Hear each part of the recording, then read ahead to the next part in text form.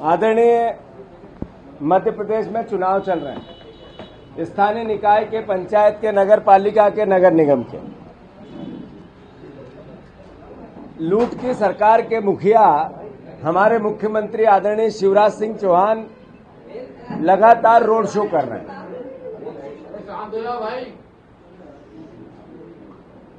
और रोज अलग अलग बयान दे रहे हैं। पिछले 20 साल के लगभग वो मुख्यमंत्री हैं। उन्होंने मध्य प्रदेश के लिए क्या किया, इसका बखान वो नहीं करते। वो ये नहीं बता पाते कि हमने पिछले 20 साल में, पिछले 8.5 साल से सारी नगर निगम उनकी थी। इस नगर निगम की ये उपलब्धि है, ये हमारे शिवराज सिंह चौहान कभी किसी भाषण में नहीं कहते। नई नई बातें करते हैं। मैं आदरणीय शिवराज सिंह जी की व्यक्तिगत रूप से बहुत कद्र करता हूं, इज्जत करता हूं, और मैं कई बार विधानसभा में भी इस वक्तव्य को कह चुका हूं जो आज कह रहा हूं कि एक किसान का बेटा जब मुख्यमंत्री बना, विचारधारा से हमारा विरोधी था, पर एक अंतर मन में यह एहसास था कि इस प्रदेश पे किसान का बेटा राज कर रहा है। मध्य प्रदेश में कई परिवार के साथियों को यह एहसास हर वक्त हो रहा था और उसका समर्थन भी उनको मिल रहा था। 3 बार चुन के लोकतांत्रिक तरीके से वो मुख्यमंत्री बने। कांग्रेस पार्टी ने अपनी बातें कही, उन्होंने अपनी बातें कही, पर जनता ने जिसको जिताया वो सिकंदर। 3 बार वो चुन के आए, लोकप्रियता से आए। हमारे विरोधी थे, हम विरोध में काम करते थे, विपक्ष की भूमिका निभाते थे। इस बार वो लूट की सरकार के, डाके की सरकार के मुखिया हैं। जब लूट की सरकार वो चलाने लगे तो उनसे आशा नहीं थी कि वो कुछ प्रदेश के हित में कुछ अच्छा करेंगे, बड़ा करेंगे, न्याय करेंगे, क्योंकि उनको जनता ने रिजेक्ट किया था। पर तब तो हद हो गई जब उनके बयान अलग अलग तरीके के आने लगे। पिछले 1.5 साल से जब उनकी मनोस्थिति को समझने की कोशिश करें तो कभी वो गाड़ दूंगा, काट दूंगा, मार दूंगा, भाग जाओ रे, आ जाओ रे, देख लो रे। ये एक मुख्यमंत्री की भाषा होती है और ये शिवराज सिंह जी की भाषा तो हो ही नहीं सकती। मतलब कुछ न कुछ दाल में काला जरूर है। फिर भी चलो परफॉर्मेंस देने में लगे होंगे, अपनी पार्टी में और प्रदेश को समझाने में लगे होंगे कि मेरे से गलतियां हुई, अब मैं सुधार रहा हूं। पर कल जब उन्होंने कमलनाथ को आतंकवादी कहा, कल कमलनाथ जी को उन्होंने जब आतंकवादी कहा, तो मेरे अंतर मन में एक सवाल खड़ा हुआ कि कहीं शिवराज सिंह जी को किसी भी मानसिक चिकित्सालय में जाकर अपना इलाज तो नहीं कराना चाहिए। मेरे प्रदेश के मुखिया हैं, फिक्र है हमें इस बात की। प्रदेश का मुखिया, मुख्यमंत्री हमारा है, प्रदेश का है, लूट का हो चाहे, पर प्रदेश के मुख्य पद पे है। जिस तरह के बयान आ रहे हैं, इससे लगता है कि उनका मानसिक संतुलन का इलाज आवश्यक हो गया। मैं उनसे कुछ सवाल है मेरे कि आतंकवादी आप कमलनाथ को कहते हो, आतंकवादी आप कमलनाथ जी को कहते हो, और ध्रुव नारायण सक्सेना के साथ मंच साझा आप करते हो। आतंकवादी आप कमलनाथ जी को कहते हो, और बजरंग दल का सक्रिय कार्यकर्ता बलराम यादव पाकिस्तान से टेरर फंडिंग में जिसका हाथ था, आपकी पार्टी का कार्यकर्ता है। कमलनाथ को आप आतंकवादी कहते हो। जयपुर में जिन हत्यारों ने, कसाईयों ने हत्या की, देखी पूरे देश ने, वो आपकी पार्टी का कार्यकर्ता है। आतंकवादी आप कमलनाथ को कहते हो। और कश्मीर में बीजेपी का कार्यकर्ता तालिबान हुसैन शाह बीजेपी का कार्यकर्ता निकला, शर्म आनी चाहिए शिवराज जी आपको। आप जिस तरीके की भाषा बोलते हो ये एक मुख्यमंत्री को शोभा देती है? आप पूर्व मुख्यमंत्री जिसके 45 साल तक जिसने देश की सेवा की, आपने लूट की सत्ता, खरीद की सत्ता बनाई, उनने मर्यादा रखी, कोई गलती नहीं की, लोकतंत्र को कायम रखा। और आपको अब इस तरह की भाषा, बकवास, अधिकारी अगर बीजेपी का कार्यकर्ता बन के बात करेगा तो क्या उसको किसी भी प्रकार का क्रिटिसिज्म विपक्ष नहीं करेगा तो कौन करेगा? आप आतंकवादी कमलनाथ जी को कहते हो और सुनील जोशी जो जिसका आज तक पता नहीं चला उसकी फाइल किसने बंद की थी, कौन सा, किसका राज था, किसकी साइन से हुई थी, और फिर चालू हुई वापस उसकी फाइल, तो फिर क्यों हुई? आतंकवाद से आपका हिस्सा क्या है, रिश्ता क्या है, बताओ। आप सीमे आतंकवादी आप ही के राज्य में 2-2 बार जेल छोड़ के क्यों भागे? उत्तर दो शिवराज जी, आप बताओ।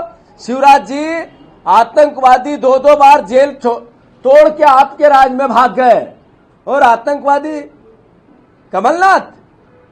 इस तरह की भाषा, इस तरह का बकवास, मैं मानता हूं कि हर मध्य प्रदेश का नागरिक इसका क्रिटिसिज्म करना चाहिए। नगर निगम के चुनाव है, आप क्या दोगे मध्य प्रदेश को? क्या दिया है आपने उन नगर निगम को? उस पर बात नहीं करेंगे। देश विदेश की बात करेंगे, प्रदेश की बात नहीं करेंगे, नफरत की बात करेंगे, व्यवस्था की बात नहीं करेंगे, अलग अलग आरोप प्रत्यारोप की बात करेंगे। शिवराज जी, इससे स्पष्ट होता है जो पंचायत के चुनाव का रुझान है, आपका असली चेहरा मध्य प्रदेश की जनता देख रही है और सबक सिखा रही है। आज तीसरे चरण का है। आप पूरे आपके कुकृत्यों को कैसे छुपाना चाहते हैं?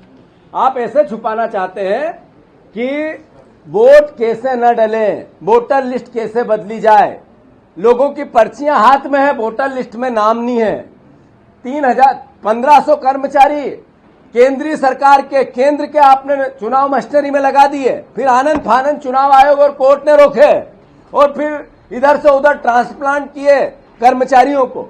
यह अव्यवस्था बताती है कि आप हारने वाले हो। शिवराज जी, कुछ सवाल है हमारे आपसे। चुनाव में आप प्रशासन का 3 P से चुनाव जीतना चाहते हैं। 3 P, पैसा, प्रशासन और पुलिस। पुलिस कैसे दुरुपयोग करती है अपने पद का, अपनी वर्दी का, अपनी गरिमा का, यह इस चुनाव में देखने को मिल रहा है। भारतीय जनता पार्टी के कार्यकर्ता के रूप में नगर निगम के पार्षदों को थाने में बिठाया और 307 लगवाई। इंदौर हुआ, भोपाल हुआ, अन्य कई राज्यों में हुआ, कई नगर निगमों में हुआ। तो ये पुलिस के जरिए चुनाव जीतना चाहते हैं, पैसे के जरिए चुनाव जीतना चाहते हैं, प्रशासन के जरिए चुनाव जीतना चाहते हैं, और आरोप प्रत्यारोप आतंकवाद और इस तरह के की छोटेपन के लगाते हैं। कांग्रेस पार्टी इसकी निंदा करती है। और से चुनाव आयोग से ऐसा लगता है चुनाव आयोग पहली बार चुनाव करा रहा है। इससे पहले कभी मध्य प्रदेश में चुनाव ही नहीं हुए। इस तरह की जो व्यवस्था डगमगा गई है चुनाव आयोग की, वो बताती है कि पहली बार हो रहा है चुनाव। इससे पहले देश की आजादी से आज तक कोई चुनाव ही नहीं हुआ था मध्य प्रदेश। इस बार वोटर को जागरूक क्यों नहीं किया गया? वोटर का परसेंटेज इतना कम क्यों है? चुनाव आयोग सो रहा था, सरकार सो रही थी कि सरकार के षड्यंत्र से वोटर कम डले, इसकी बू आती है।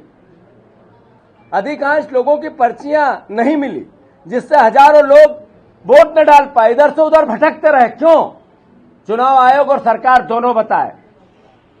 बिना सूचना मतदान केंद्र क्यों बदले गए? बिना सूचना दिए मतदाता को, प्रत्याशी को, कैंडिडेट को, पार्टियों को मतदान केंद्र क्यों बदले गए? बीएलओ के ऊपर कोई नियंत्रण क्यों नहीं है चुनाव आयोग का? लापरवाही पर क्या कार्रवाई हुई आज तक? एक भी कार्रवाई हुई तो बताओ, क्यों नहीं हुई? सवाल है। एन वक्त पर केंद्रीय कर्मचारियों को आनंद फानंद झाबुआ धार बदला गया और झाबुआ और धार से 1500 से 2000 कर्मचारी फिर बुलाए गए। इसी चुनाव आयोग के चुनाव के दौरान अराजकता क्यों? सवाल है। मध्य प्रदेश में लाखों वोट नहीं डाल पाए, इसके लिए दोषी कौन? क्या ये लोकतंत्र का गला घोटने की कोशिश तो नहीं? मैं मानता हूं ये सब बातें, ये सब भाव इस बात को बताते हैं कि ये चुनाव हारने वाले हैं। और जब चुनाव हारने वाला मुख्यमंत्री 3 P से चुनाव जीतना चाहता है, पैसे से, प्रशासन से और पुलिस से, इसलिए ऐसी बातें करते हैं। स्मार्ट कार्ड, ग्रीन कार्ड, ये क्या नई प्रोसेस चालू हुई और ग्रीन कार्ड लेके इधर से उधर दौड़ते रहो, पता चला ही नहीं कि क्यों है ग्रीन कार्ड, क्या उसका उपयोग है। मैं मानता हूं कि इन सब बातों के लिए ये सरकार दोषी है, चुनाव आयोग दोषी है। और जितनी अराजकता हो रही है ग्रामीण क्षेत्र में 80-20 के रेशियो से बीजेपी हार रही है। नगर निगम के चुनाव का रुझान, जैसा मैंने कहा, शिवराज की भाषा बताती है कि जनता उनके खिलाफ हो रही है। आतंकवाद, पूर्व मुख्यमंत्री को आतंकवादी कहना अपने आप में बताता है कि हमने कुछ नहीं किया। हम आरोप लगा सकते हैं, गाली दे सकते हैं, छोटी भाषा बोल सकते हैं, अमर्यादित हो सकते हैं, मुख्यमंत्री के पद की गरिमा को तार तार कर सकते हैं। ये एहसास कराता है कि मुख्यमंत्री बीजेपी हारने वाली है। और इस बीच में हमारे वो मेकअप मंत्री जानते हो कौन है? बताओ कौन है मेकअप मंत्री? सब जानते हो, मतलब मेकअप मंत्री कौन है? ये कब सो जाते हैं और कब जाग जाते हैं पता ही नहीं। ये जैसे ही प्रदेश में कोई घटना घटी, देवास में एक आदिवासी महिला के साथ जो कुकृत्य किया पूरे विश्व ने देखा, मध्य प्रदेश शर्मसार हुआ। ये मेकअप मंत्री सोते रहे, जागे नहीं, मीडिया में भी नहीं आए, सामने भी नहीं दिखे। जैसे ही खरगोन में एक आदिवासी बहन के साथ अन्याय अत्याचार की पराकाष्ठा हुई, ये मेकअप मंत्री सोते रहे। विदेश में कोई घटना हो जाए, देश में कोई घटना हो जाए, कलकत्ता में कौन कौन बोल रहा है, अब इनको कनाडा के गृह मंत्री हैं, ये कनाडा के घटना का रिएक्शन यहां देंगे, FIR कराएंगे, हम गिरफ्तार करेंगे। अरे करो ना, होना भी चाहिए।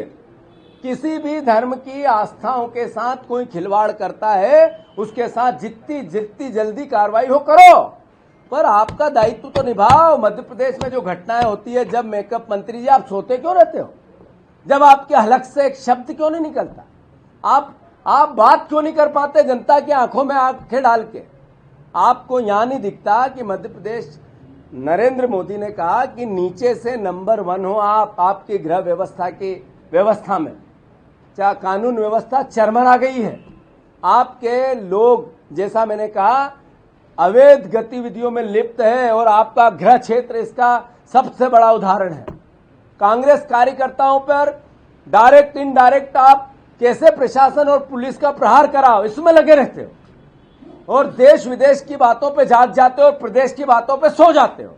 शर्म आनी चाहिए ऐसे गृह मंत्री से। निंदा करता हूं उनके पूरे कृत्य की। जहां तक प्रश्न है भावनाओं को, खासकर वो परिवार के लोग जो धर्म की आस्था से बंधे हुए हैं, कोई ठेस पहुंचा उस पर कार्रवाई होना चाहिए। यही तो हम नुपुर शर्मा के मामले में कह रहे थे कि धर्म की आस्थाओं पर ठेस पहुंचे, ऐसा काम नहीं होना चाहिए। यही जो काली माता का जो केस आया है, करना चाहिए कार्रवाई। किसी की भी धार्मिक आस्थाओं से खेले ना, यही तो हम बीजेपी को समझा रहे हैं। पर आपकी आंखें अलग देखती है, नफरत देखती है, ढूंढती है उसमें से कुछ न कुछ राजनीतिक पुट।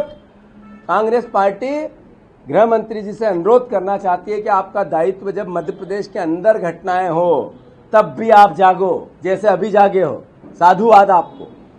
बहुत सी बातें हैं, ये नहीं पता चलता।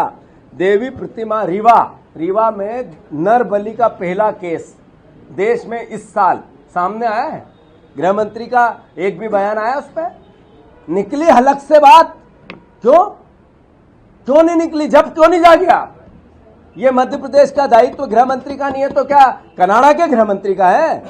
कनाडा में एक महिला ने कोई फिल्म बनाई, उस पर आपने रिएक्शन दिया, कार्रवाई की, साधुवाद आपको। पर मध्य प्रदेश में भी कुछ हो तो बोलो ना। क्या हो गया आपको भाई? नहीं बोलेंगे। मैं मानता हूं ऐसी सारी बातों पर सरकार जिस तरह का रवैया है, वो पूरा निंदनीय है। मध्य प्रदेश में अभी बुआई चालू हुई है, खाद ब्लैक में बिक रहा है, डीएपी यूरिया मिल ही नहीं रहा है, कई जगह ब्लैक में मिल रहा है, सारे खादों की किल्लत है, बीज की किल्लत है।